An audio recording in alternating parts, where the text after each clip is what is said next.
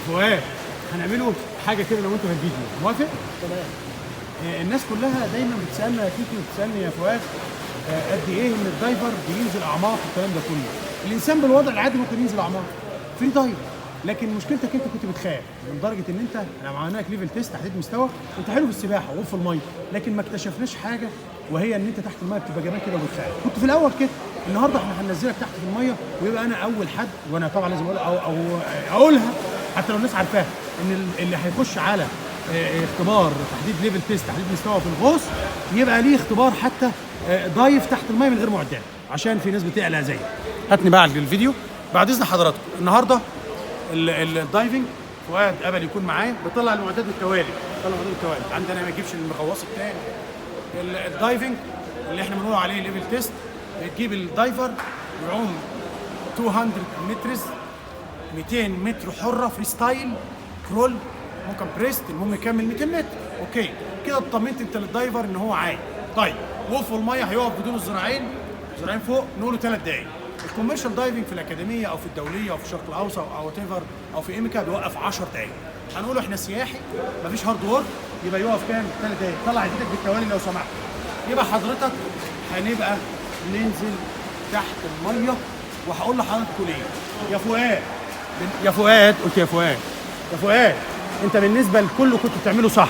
عملت معايا ال 200 متر حصل، وعملت معايا الوقوف في الميه حصل، لكن لما جيت تغطس تحت المشكله مش عايز تنزل تحت.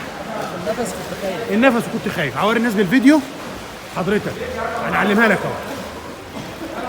عايزك تستخدم السلم ده هو الامان بتاعك، هيأمنك اكتر. لو انت عايز تطلع هتعمل ايه؟ هتشد السلم هتلاقي نفسك طلعت. ولو انت تحت وفي مشكله مش هتكمل المسافه. يعني هنجرب درجه الثانيه الثالثه. اوكي؟ جرب معايا درجتين ثلاثه. فكر انك تخليك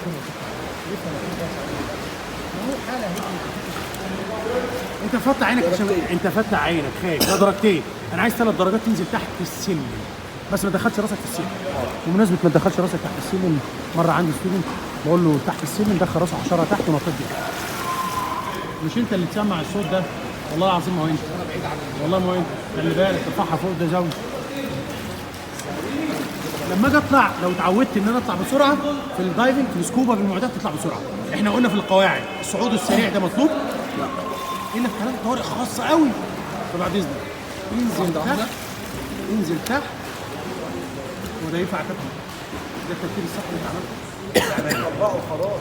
ده الترتيب الصح اللي انت عملته. طب اعمل عشان اطلعه. لا يا فندم عايزه بالترتيب. بعد اطلعه كده يا كابتن ده السكور. يعني مثلا خلصوا ان شاء الله. لا ايه بس خلاص كابتن مش هينفع ننفذ. انا اسف لحضراتكم الفيديو. طلع يا ابني واخد ترتيب طلوع المعدات بالترتيب صح؟ الماسك الاول بعد الماسك الحزام. انت طلعت الاول الماسك بعد كده لا نطلع الحزام الاول لان ده فيه مشكله انتوا تقطعوا على بعض. عايزك تطلعوا حاجتكم بالراحه مع الكابتن معاكم. حضراتكم تطلع ساعد يا كابتن. ارجع كابتن ورا وهيساعد. يلا بينا يا فؤاد.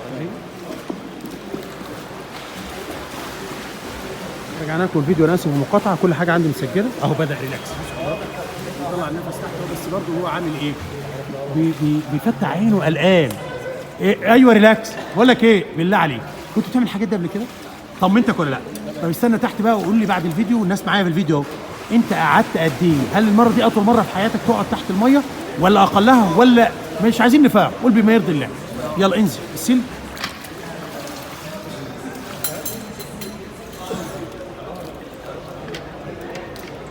لو سمحت انجز. انت دورك انجز الناس بتعوق.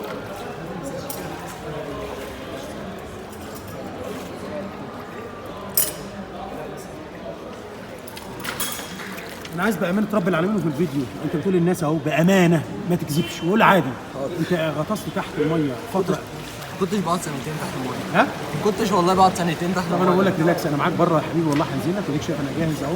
كلمه قلت لكم انا الهدوم بالنسبه لي ما بتحطنيش هنط لك بهدوء. متخيل مش عايز انت حد ينزل لك يا جدع انت اجمد مني. هتمسك السلم وتستنى تحت هتقول سبحان الله 100 مره.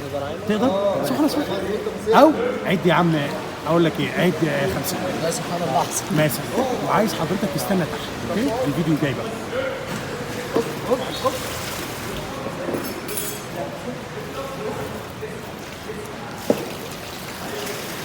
انا مش عايز اقرب يا دكتور، انا هستحمى انا لو قربت هنا اهو يا دكتور رجلي كلها هتبقى ميه.